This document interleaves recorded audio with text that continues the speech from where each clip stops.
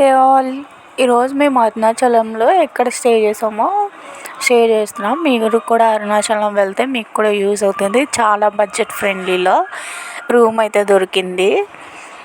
And మాది వచ్చేసి second floor అనమాట. అండ్ లిఫ్ట్ ఫెసిలిటీ కూడా ఉంది. మా రూమ్ నుంచి ఇలా బయటకు వచ్చేస్తే చివరిలో అయితే లిఫ్ట్ ఉంటుంది. అండ్ ఇక్కడ హాల్ అయితే ఉంది. ఇది ఓన్లీ స్పెషల్ డే అంటే పౌర్ణమికి అలా ఇస్తారంట. లాకర్ ఇంకా ఒక చాప అయితే ఇస్తారంట.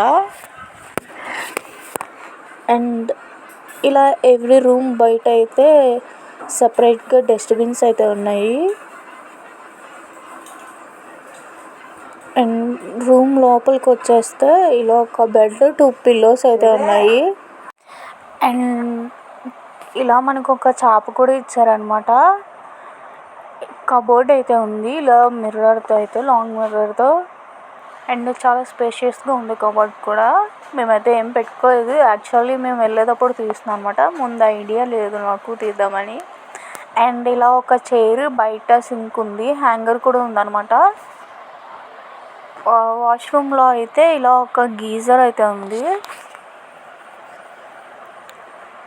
మేమైతే నాన్ ఏసీ తీసుకున్నాము. ఎందుకంటే గిరి ప్రదక్షిణ చేసి వచ్చే టైంకి లేట్ అవుతుంది కదా, జస్ట్ లగేజ్ పెట్టుకోవడానికి అలా అన్నట్టు. ఎక్కువసేపు రూమ్లో కూడా లేవన్నమాట. అండ్ ఇది వచ్చేసి గ్రౌండ్ ఫ్లోర్. మనకి ఇక్కడ అడిగాం యాక్చువల్గా మేమైతే, కానీ కింద రూమ్స్ ఏం ఖాళీ లేవన్నారు. ఇంకా మనకి ఇన్వర్టర్ కూడా ఉందన్నమాట.